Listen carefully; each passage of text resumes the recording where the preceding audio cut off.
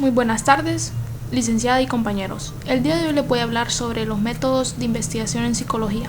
Primero que nada les voy a definir un pequeño concepto sobre en qué consisten.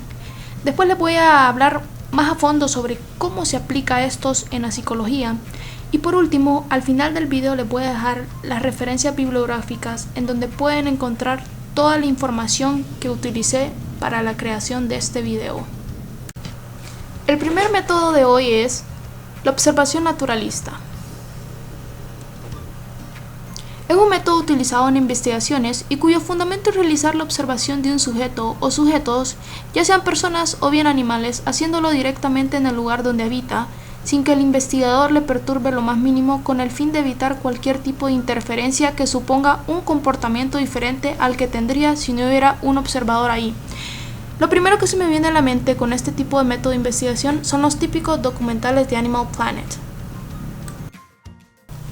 Este tipo de documentales es un claro ejemplo de cómo se puede aplicar este método porque el animal está siendo grabado sin que se dé cuenta. Así podemos observar cómo el animal reacciona en su hábitat y cómo vive día a día.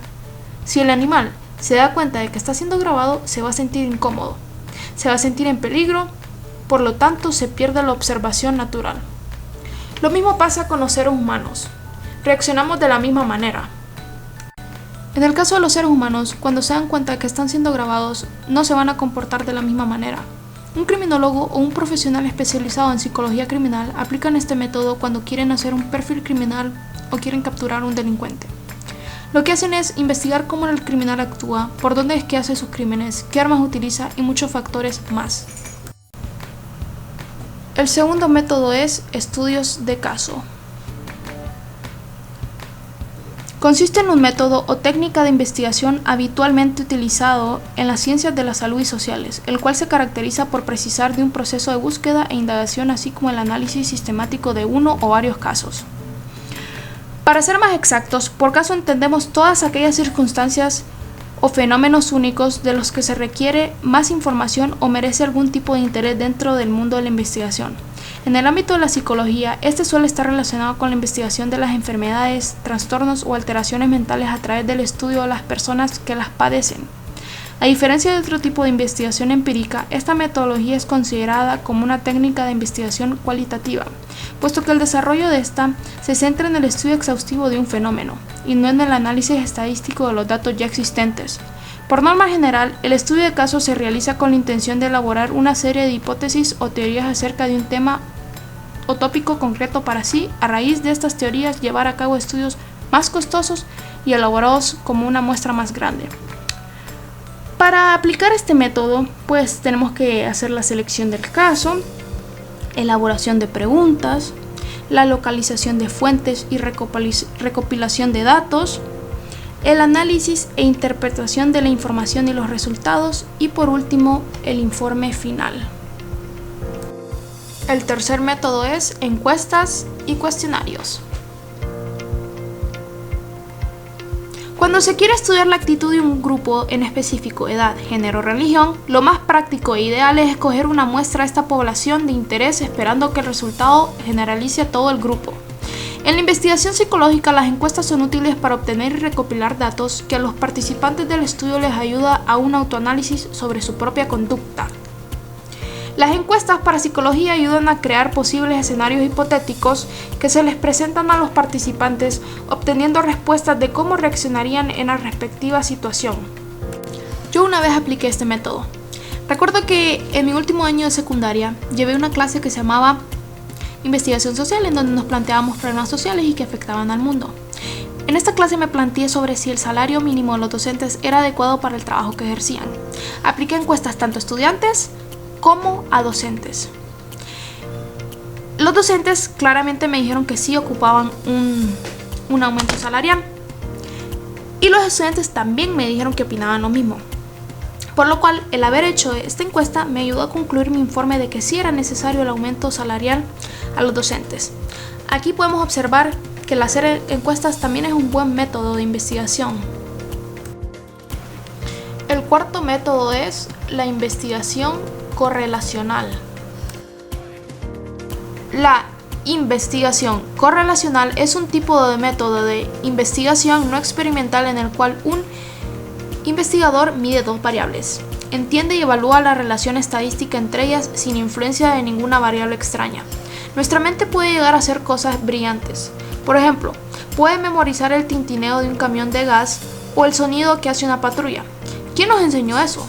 Nadie. Confiamos en nuestra comprensión y llegamos a una conclusión. Esto es precisamente lo que la investigación correlacional quiere hacer: relación entre dos variables. La investigación correlacional busca variables que parecen interactuar entre sí, de modo que cuando una variable cambia, la persona al hacer una investigación tendrá clara la manera en la que la otra variable también cambia. Tenemos varios tipos de correlaciones. La positiva es cuando una alta puntuación en una variable puede tener un alto puntaje en la otra variable. De ahí tenemos la correlación negativa, que es cuando una baja puntuación en una variable puede tener un bajo puntaje en la otra variable. Y por último tenemos la correlación viceversa, que es cuando una alta puntuación en una variable puede tener un bajo puntaje en la otra variable y viceversa. Bueno, ¿cómo podemos poner en práctica este tipo de investigaciones? Hay maneras muy sencillas, como es la observación natural, la aplicación de encuestas, el archivo de datos. También tenemos que definir el problema, elegir el estudio acorde a las necesidades del proyecto, recopilar los datos que necesitamos, entre muchas cosas más. El cuarto método es la investigación experimental. La investigación experimental es cualquier investigación realizada con un enfoque científico donde un conjunto de variables se mantienen constantes, mientras que el otro conjunto de variables se miden como sujeto del experimento. La investigación experimental es uno de los métodos de investigación cuantitativa principales. El ejemplo más simple de una investigación experimental es una prueba de laboratorio. Siempre que la investigación se realice bajo condiciones científicamente aceptables, se califica como una investigación experimental.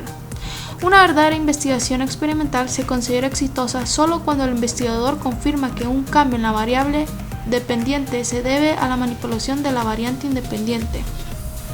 Es importante para una investigación experimental establecer la causa y el efecto de un fenómeno, lo que significa que debe ser claro que los efectos observados en un experimento se deben a la causa. Pero ¿cómo pueden poner en práctica este método? Bueno, para poner en práctica podemos usar muchos experimentos pasados como referencia. Digamos, tenemos el famoso caso de los perros de Pavlov, en donde a unos perros se les ponía comida y se les sonaba la campana. Eso creaba un estímulo que hacía que el perro salivara. Ya después se le volvía a tocar la campana, pero sin la comida, y aún así el perro volvía a salivar. Tenemos el caso del pequeño Albert, en donde se le crea una fobia desde muy temprana edad, en donde se le pone a un animal y no pasa nada, pero de ahí se le pone otra vez al animal con un ruido estridente.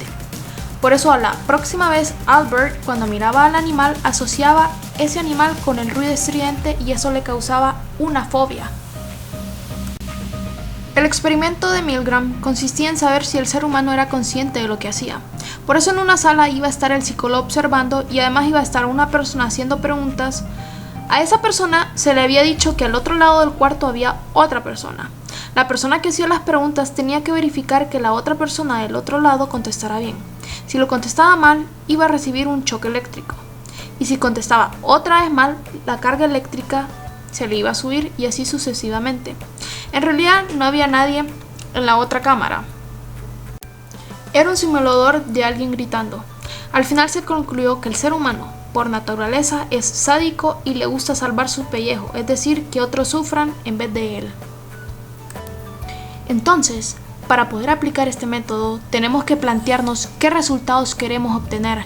Nos tenemos que plantear lo que queremos investigar, qué factores podrían afectar. También a elegir correctamente a nuestros participantes y pues hay muchos factores más que tenemos que tomar en cuenta. Ya finalizando tenemos el último método, investigación por métodos múltiples. La investigación por métodos múltiples es aquella investigación que se realiza aplicando todos los métodos de manera integrada para estudiar un evento. ¿Cómo la podemos aplicar? Bueno, cuando aplicamos entrevistas, utilizamos los resultados de las pruebas psicológicas, observando la conducta en el ambiente natural y realizando una investigación en un laboratorio. Bueno, esto fue todo. Estos fueron los métodos de investigación en psicología. Gracias.